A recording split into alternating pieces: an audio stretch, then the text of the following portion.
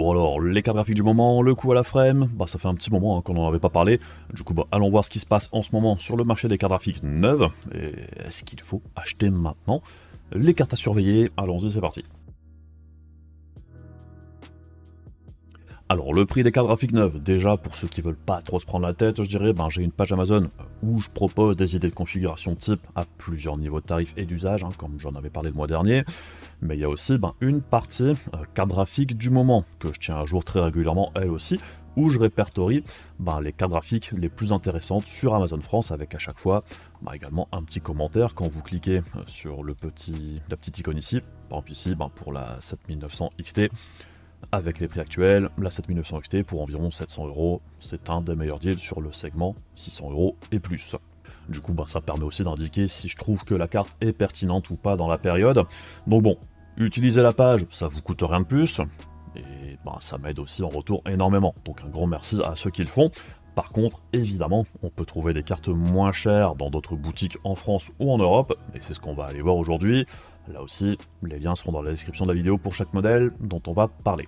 Sinon, la grande question du moment, c'est évidemment, est-ce que ça vaut le coup d'acheter maintenant? Et là, ça dépend.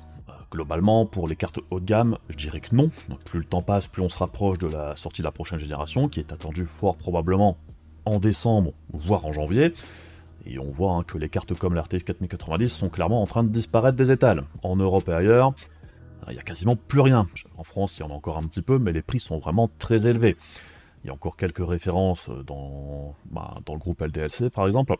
Mais bon, pour moi, c'est vraiment plus un bon deal, en dehors de vouloir absolument la plus grosse carte actuelle, peu importe le tarif, sans pouvoir attendre quelques semaines, voire mois, tout en sachant que c'est probablement pas le meilleur move à faire.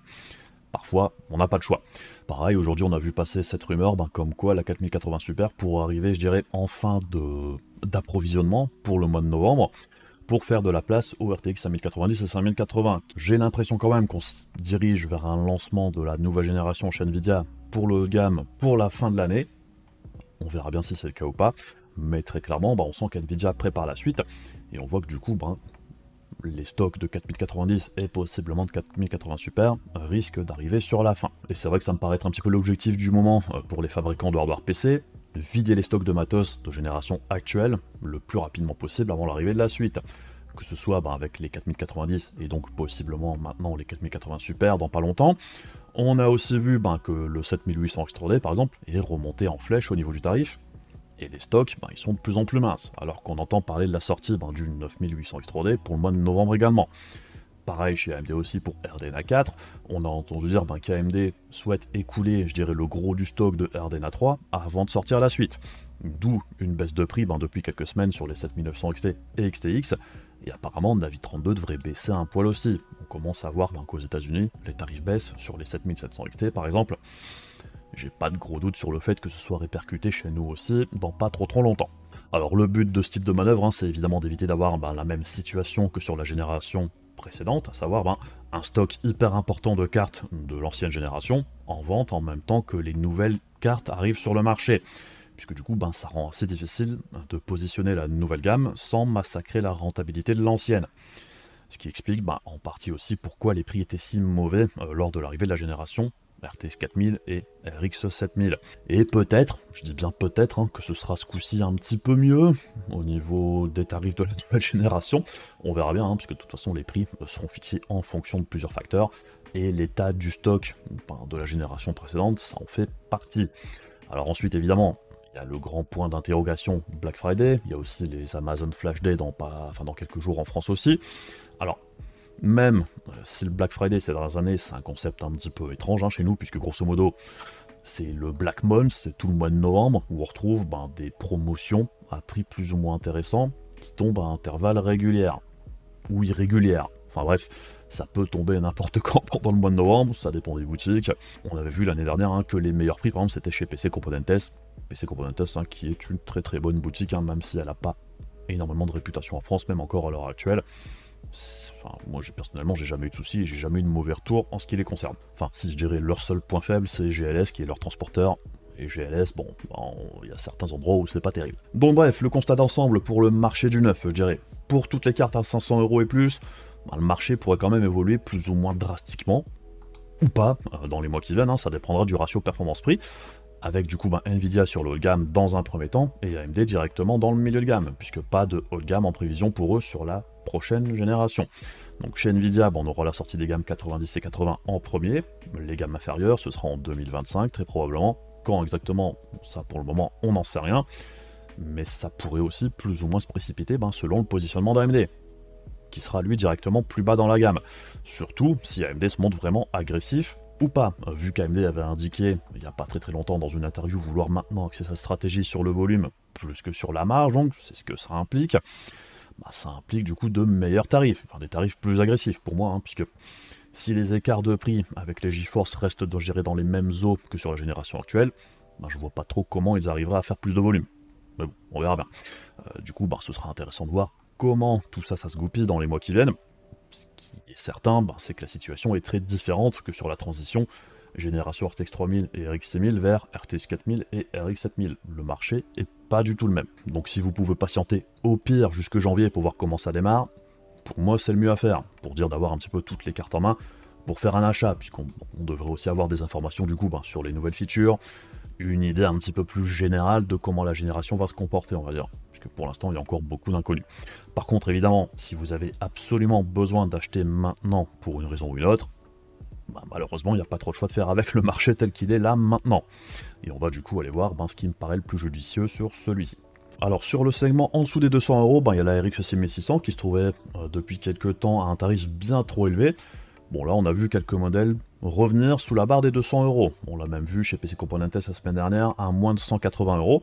Et c'est vrai que ça faisait quand même très longtemps qu'elle n'avait pas été à ce tarif-là. En dessous de 200 euros, ça reste un tarif correct pour une carte qui n'est plus vraiment hyper à l'aise, je dirais, sur les tout derniers titres, mais qui permet malgré tout quand même de jouer à l'énorme majorité des jeux sur PC en 1080p 60 fps de manière très correcte. Et sur les derniers jeux, en visant les détails médiums voire bas, ça passe encore. Mais il faudra faire des concessions, ça c'est sûr. Donc ici, à 200 euros sur Amazon Allemagne, c'est correct, sans plus. On a vu mieux. Personnellement, j'aimerais bien que la carte tourne plus aux alentours des 160 euros grand maximum.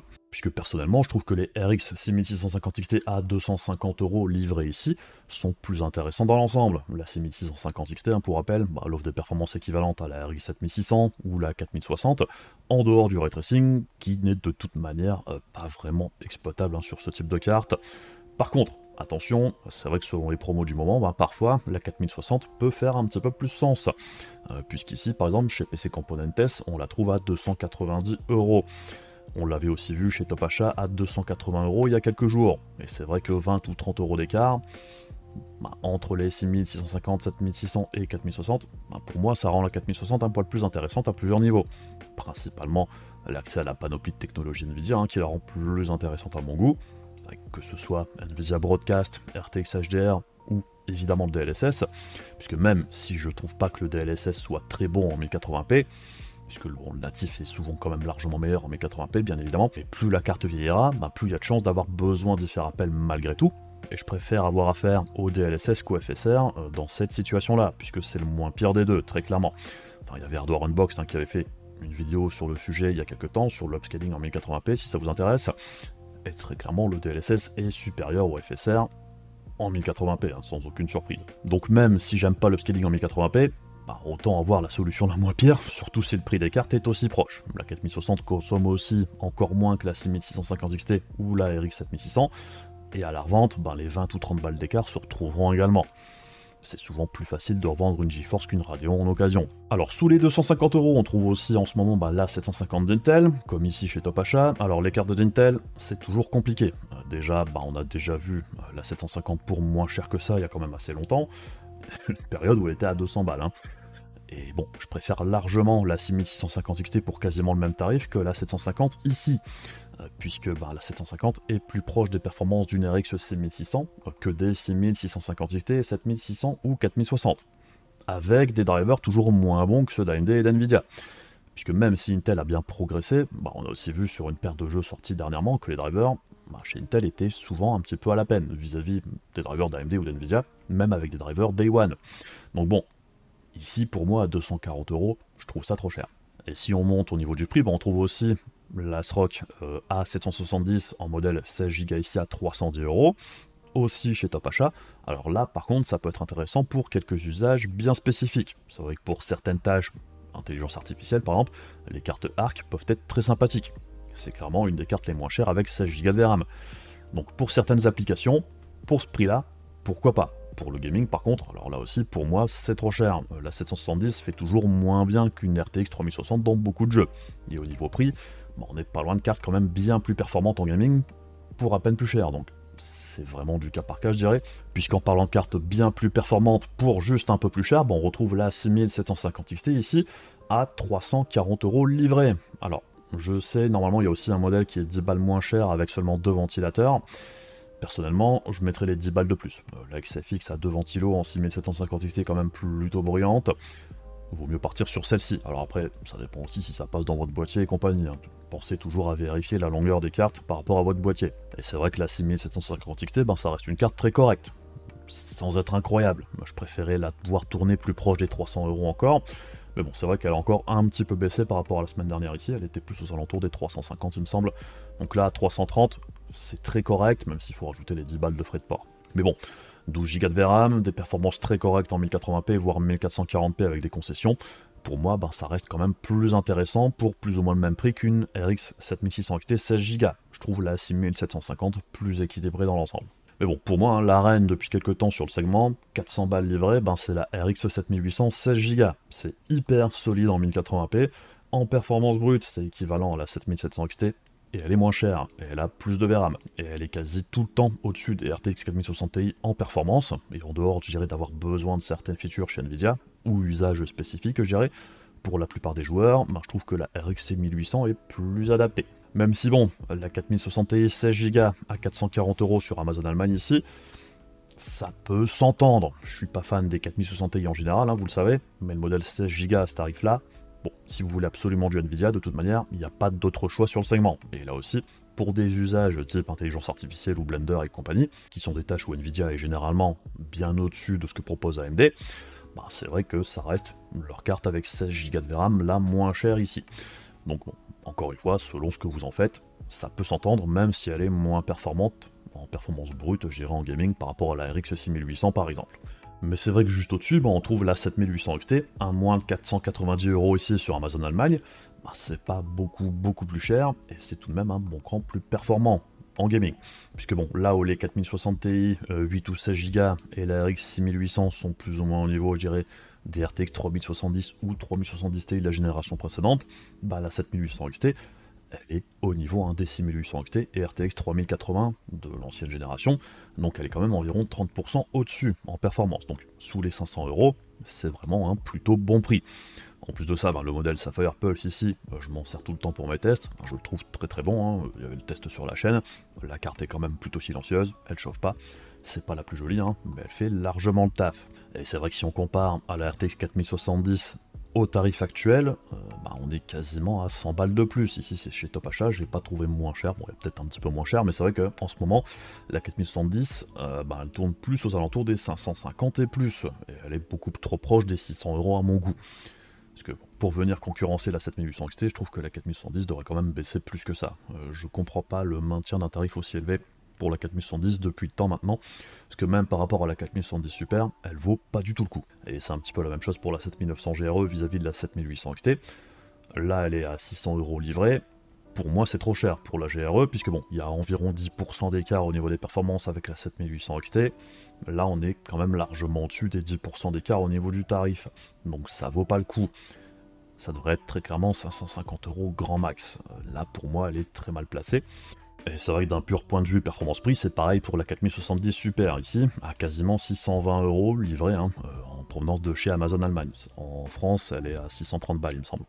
Donc bon, là aussi, point de vue performance-prix, quand on le verra après, c'est moins bon ici pour la 4070 Super. Mais c'est vrai que dernièrement, on a vu que les 4070 Super sont remontés au niveau des tarifs vis-à-vis de cet été. Et si vous voulez absolument une carte de chez Nvidia, la 4070 Super, ça reste malgré tout la meilleure d'un pur point de vue performance-prix sur le segment, puisqu'elle est grosso modo 10 à 15% au-dessus de la 7800 XT, ou par rapport à la 4070 aussi, au niveau des performances. Donc elle est bien mieux placée que la 4070, mais c'est vrai que vis-à-vis de la 7800 XT, bon, c'est à vous de voir, je dirais, ça dépendra aussi ici, encore une fois, de vos usages et de vos besoins.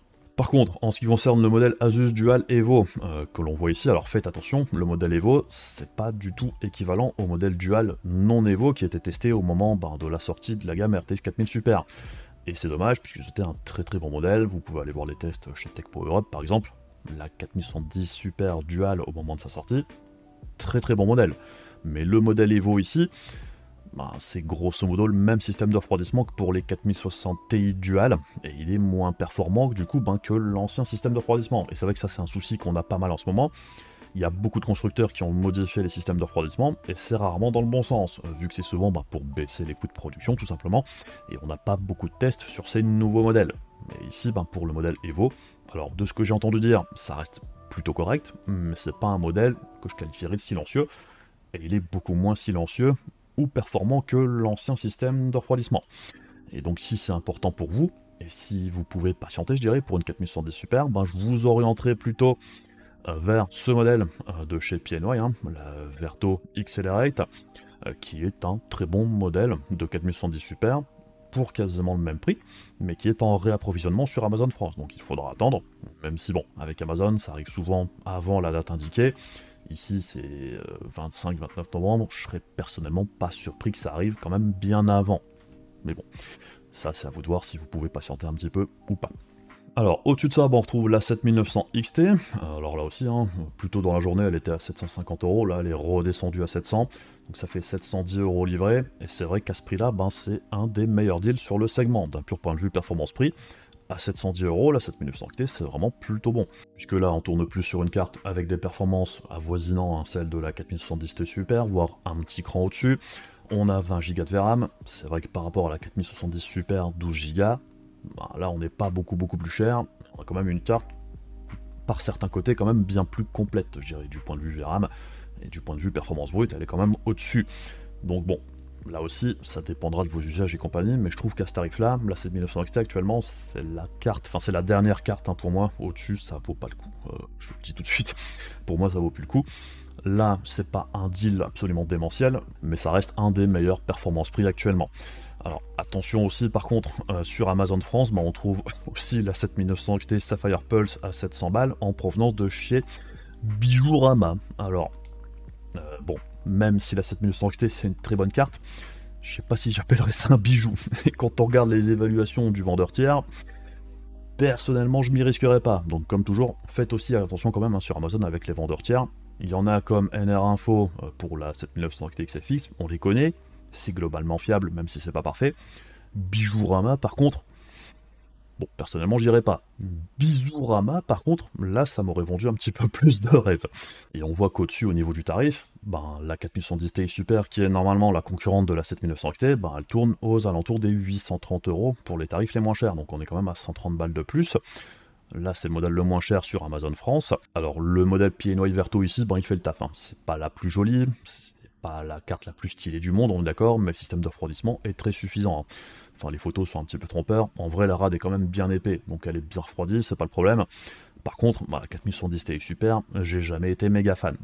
Mais si vous voulez un petit peu plus performant qu'une 4110 Super et 16 Go de VRAM, et que vous voulez du Nvidia, ici on est grosso modo, je dirais, à mi-chemin au niveau du tarif et des performances, entre la 4110 Super et la 4080 Super. Donc bon, c'est pas foufou d'un pur point de vue performance-prix, mais encore une fois, selon ce que vous en faites, ça peut s'entendre. Mais j'ai quand même une petite préférence pour la 7900 XT, surtout quand elle est à 700 € comme c'est le cas actuellement. Sinon ensuite, on retrouve la 7900 XTX à 930 € ici chez Top Achat, et on la trouve aussi à 960 € sur Amazon pour le modèle de chez XFX. Donc, pour moi, la 7900 XTX, c'est une très bonne carte, mais il faut que l'écart avec la 4080 Super soit suffisamment important. Puisqu'idéalement, je trouve qu'il faudra au moins 150 € d'écart entre les deux. Ici, on tombe plus aux alentours des 100 €. Pour du gaming dans l'ensemble, je trouve que la 4080 Super a l'avantage, puisque c'est un package un petit peu plus complet. Par contre, pour certains usages, avec ses 24 Go de VRAM, la 7900 XTX, ça peut être un critère qui fait pencher la balance en sa faveur. Donc comme souvent, ça dépendra de vos besoins. Les deux cartes sont assez proches, je dirais, sur pas mal de points. Donc c'est vrai qu'ici, 930 € avec 2 jeux offerts, c'est pas mal, je dirais, comme bundle complet. Alors après, le modèle d'Asrock, ici, la Phantom Gaming, ça semble avoir des retours parfois mitigés au niveau de ces températures, surtout sur l'hotspot. Donc malheureusement, on n'a pas beaucoup de tests de celui-ci, donc c'est à surveiller. Si elle vous intéresse, c'est quand même à contrôler aussi. Et en face d'elle, on retrouve donc évidemment la 4080 Super, modèle 16 Go Accelerate de chez PNY, qui tourne autour de ce tarif-là quand même depuis quelques temps. Donc c'est un modèle très correct de 4080 Super, vu son tarif. Pas grand-chose à redire ici. Mais c'est vrai que pour moi, dans l'ensemble, c'est un deal un petit peu plus intéressant que la 7900 XTX. Après, vous avez le droit de pas être d'accord. Mais bon, de toute manière, que ce soit l'une ou l'autre, j'aurais quand même du mal à acheter une carte à quasiment 1000 balles, là, maintenant, vu le timing. Pareil pour la 4090. La moins chère que j'ai trouvée, c'est la 4090 Ventus 3X chez LDLC, à 1833 €, on va dire, avec le code ça monte. Et le code ça monte, peut-être qu'il sera même plus actif au moment où sortira la vidéo. Donc, bon, si vous voulez absolument une 4090 là maintenant, c'est la moins chère que j'ai trouvée, puisqu'en Europe on en trouve quasiment nulle part. Là, 1830, c'est un des tarifs les plus bas, mais c'est pas ce que j'appellerais un bon deal non plus. Mais bon, encore une fois, ça dépendra de ce que vous en faites, et de vos besoins actuels, bien évidemment.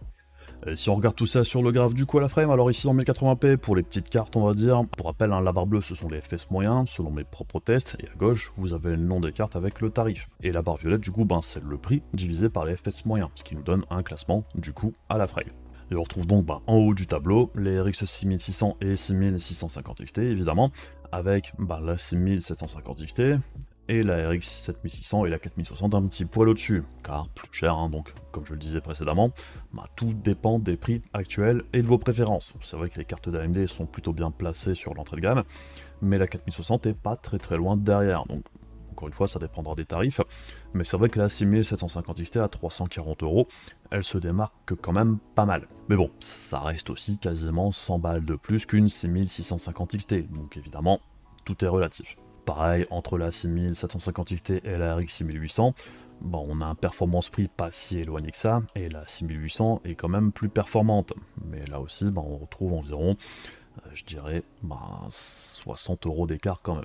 Alors là, 4060 Ti 8 Go, alors pour moi c'est compliqué, elle est trop chère, vu la VRAM qui est embarquée, mais ça reste un meilleur deal, je dirais que la 750, comme on peut le voir ici, qui, comme je le disais en début de vidéo, est quand même bien trop chère par rapport à ce qu'elle propose. On voit qu'elle est vraiment très mal placée. La 7700 XT, pour moi c'est trop cher aussi, pour ce qu'elle propose vis-à-vis de la RX 6800.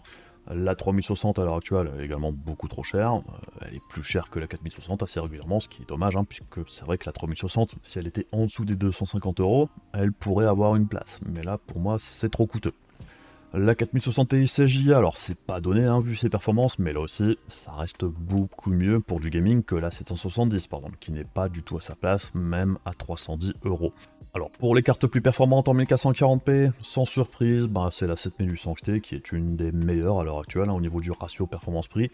On est un cran au-dessus des 6800 ou 6750 XT, et même la 7700 XT sans grande surprise. Et on voit que dans l'ensemble, la 7900 GRE est pas très bien placée, puisque c'est vrai qu'au niveau de ses performances, elle est quand même plus proche de la 7800 XT que de la 7900 XT. Et la 7900 XT, malgré le fait que ce soit une carte plus haut de gamme, a un niveau de performance prix similaire, mais généralement on voit un écart un petit peu plus marqué. Et comme on peut le voir ici, c'est vrai que la 7900 XT à 710 €, elle se place quand même plutôt bien, même vis-à-vis de la 4070 Super, de la 4070 tout court, ou même par rapport à la 7900 XTX. C'est vrai que pour une carte de ce calibre-là, elle est plutôt bien placée actuellement. Et en ce qui concerne les 7900 XTX, 4070 Ti Super, 4080 Super et 4090, là on arrive, je dirais, sur le très haut de gamme au niveau du tarif. Pour moi, je dirais c'est plus le moment. Après, certains voudront quand même acheter ce type de carte à l'heure actuelle. Évidemment, d'un pur point de vue performance-prix, la XTX est mieux placée que les autres, surtout à 930 € ici. La 4110 Ti Super à 830 balles reste avec un niveau de performance prix supérieur à la 4080 Super. Tout dépendra de vos besoins, de toute façon, les cartes très haut de gamme chez Nvidia, c'est jamais des cartes avec un bon ratio performance-prix. Donc bref, au niveau des tarifs, alors ça n'a pas bougé énormément depuis la dernière vidéo du genre, j'avais fait ça, je dirais, au mois de avril-mai, je sais plus, dans ces eaux-là. Et c'est vrai qu'il y a eu des petites baisses par-ci par-là, mais rien d'incroyable. J'espère que les prix baisseront un petit peu plus que ça pour le rush de fin d'année, puisque tout le monde sait que la suite doit arriver dans pas très longtemps, donc si les fabricants veulent pas rester avec trop de leur stock sous le coude, va falloir se montrer quand même un petit peu plus agressif que ça, je dirais, pour tenter les acheteurs potentiels. Mais bon, Je m'attends pas, je dirais, à de gros chamboulements. Hein. Pour moi, hein, ce qui va se jouer ici, comme souvent, c'est qu'on devrait avoir des baisses d'environ 10-15% sur certaines cartes en vente flash pendant le Black Friday, avec parfois un bundle de jeux, hein.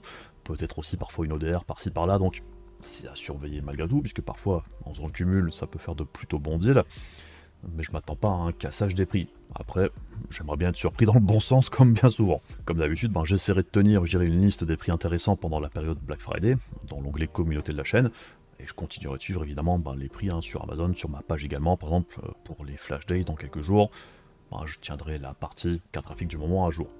Et puis voilà, c'est tout pour moi pour aujourd'hui, et comme d'habitude, si vous avez apprécié la vidéo et que vous voulez me soutenir, comme toujours, les machins pénibles de YouTube, c'est débile, mais ça aide. Et aussi un immense merci aux membres soutien YouTube et Ko-fi de la chaîne, qui permettent à la chaîne de rester en vie également, donc un grand merci à vous. Sinon, on se retrouve aussi très rapidement pour d'autres vidéos, je vous fais des bisous, je vous dis à la prochaine, salut!